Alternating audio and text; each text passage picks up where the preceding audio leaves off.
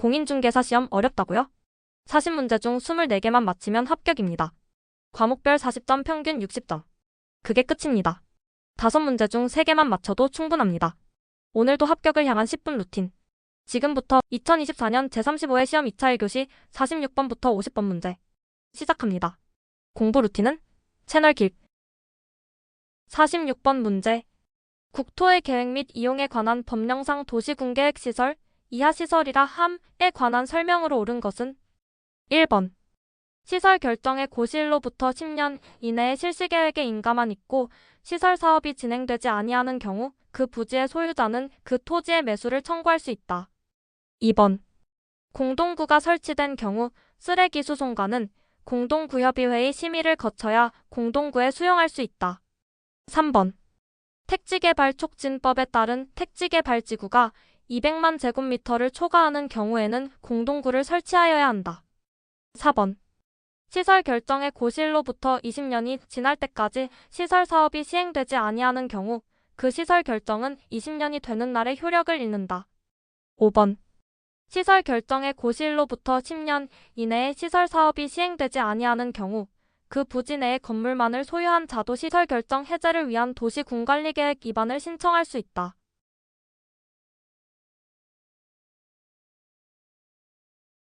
정답은 3번입니다. 해설입니다. 택지개발촉진법 제19조에 따르면 200만 제곱미터 이상의 택지개발지구에서는 공동구를 의무적으로 설치하여야 합니다. 각 보기별로 확인하면 다음과 같습니다.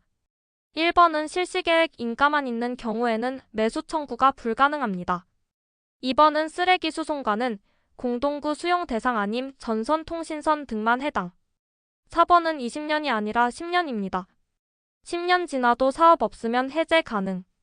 5번은 건물만 소유한 자는 신청할 수 없습니다. 토지 소유자만 해당. 따라서 정답은 3번입니다. 47번 문제. 국토의 계획 및 이용에 관한 법령상 개발행 위허가 이하 허가라 함에 관한 설명으로 옳은 것은 1번.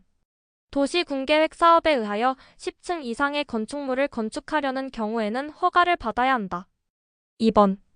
건축물의 건축에 대한 허가를 받은 자가 그 건축을 완료하고 건축법에 따른 건축물의 사용 승인을 받은 경우 허가권자의 준공검사를 받지 않아도 된다. 3번. 허가를 받은 건축물의 연면적을 5% 범위에서 축소하려는 경우에는 허가권자에게 미리 신고하여야 한다. 4번. 허가의 신청이 있는 경우 특별한 사유가 없으면 도시계획위원회의 심의 또는 기타 협의기간을 포함하여 15일 이내에 허가 또는 불허가의 처분을 하여야 한다. 5번. 국토교통부 장관이 지구단위계획구역으로 지정된 지역에 대하여 허가의 제한을 연장하려면 중앙도시계획위원회의 심의를 거쳐야 한다.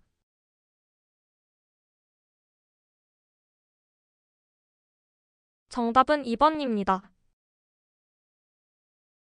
해설입니다. 정답 2번은 국토의 계획 및 이용에 관한 법률 시행령 제57조에 따른 내용입니다. 개발행 위허가를 받고 건축한 건축물은 건축법에 따른 사용 승인을 받은 경우 별도의 준공검사를 생략할 수 있습니다. 각 보기 해설은 다음과 같습니다. 1번은 도시군계획 사업에 따른 건축물 건축은 별도 허가 대상이 아님. 3번은 연면적을 축소하는 경우라도 5% 이내라도 신고 없이 불가 허가 필요. 4번은 도시계획위원회 심의 등의 기간을 포함하여 30일 이내에 처분해야 함 15일 아님. 5번은 허가 제한 연장 시 관보 고시만으로 가능 중앙도시계획위원회 심의 불필요. 따라서 정답은 2번입니다. 48번 문제. 국토의 계획 및 이용에 관한 법령상 용도지역에 관한 설명으로 옳은 것은 1번. 용도지역은 토지를 경제적, 효율적으로 이용하기 위하여 필요한 경우 서로 중복되게 지정할 수 있다. 2번. 용도지역은 필요한 경우 도시군기 본계획으로 결정할 수 있다. 3번.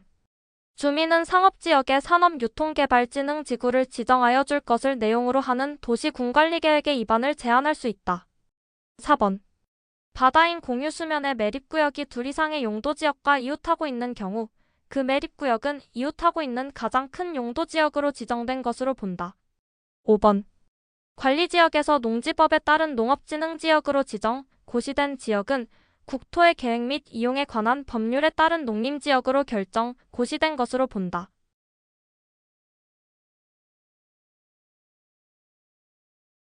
정답은 5번입니다. 해설입니다. 정답 5번은 국토의 계획 및 이용에 관한 법률 시행령 제7조에 근거합니다. 관리지역 중 농업진흥지역으로 지정고시된 지역은 별도 절차 없이 농림지역으로 간주합니다. 이 조항은 행정 간소화를 위한 간접적 결정 방식입니다. 각 보기 해설은 다음과 같습니다. 1번은 용도지역은 중복 지정이 불가능합니다. 중복되지 않게 구분 지정해야 합니다. 2번은 용도지역은 도시군관리계획으로 결정합니다. 기본계획이 아님. 3번은 주민은 산업유통개발진흥지구에 대해 도시계획 제안을 할 수 없습니다. 4번은 매립구역은 이웃한 용도지역 중 면적이 가장 넓은 지역이 아님 해당 행정청이 지정해야 하며 일률적 규정은 없습니다. 따라서 정답은 5번입니다. 49번 문제.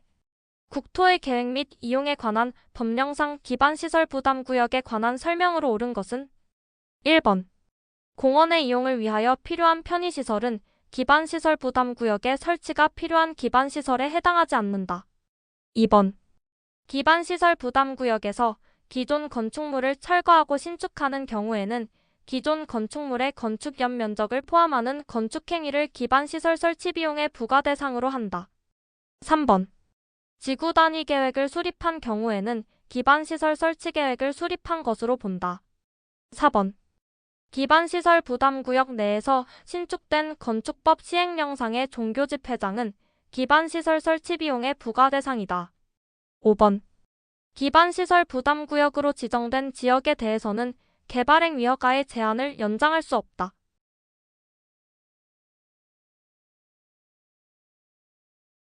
정답은 3번입니다. 해설입니다. 정답 3번은 국토의 계획 및 이용에 관한 법률 시행령 제50조이구 제사항에 따라 지구 단위 계획에 기반시설 설치 계획이 포함된 경우에는 별도의 기반시설 설치 계획 수립 없이도 인정됩니다. 각 보기 해설은 다음과 같습니다. 1번은 공원 내 편의시설도 기반시설로서 설치가 필요한 경우가 있으며 기반시설에 해당하지 않는다는 문장은 틀림입니다. 2번은 기존 건축물을 철거한 후 신축 시 기존 건축물의 연면적은 부과 대상이 아님 신축 건축물만 해당됩니다. 4번은 종교집회장은 기반시설 설치 비용 부과 제외 대상입니다. 5번은 개발행위 허가 제한은 기반시설 부담구역에 대해 연장 가능합니다. 따라서 정답은 3번입니다. 50번 문제.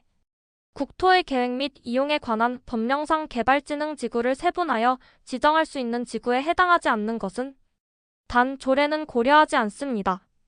1번. 주거개발진흥지구 2번. 중요시설물개발진흥지구 3번.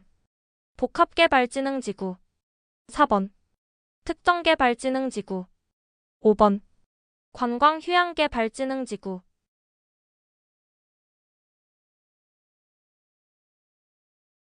정답은 2번입니다.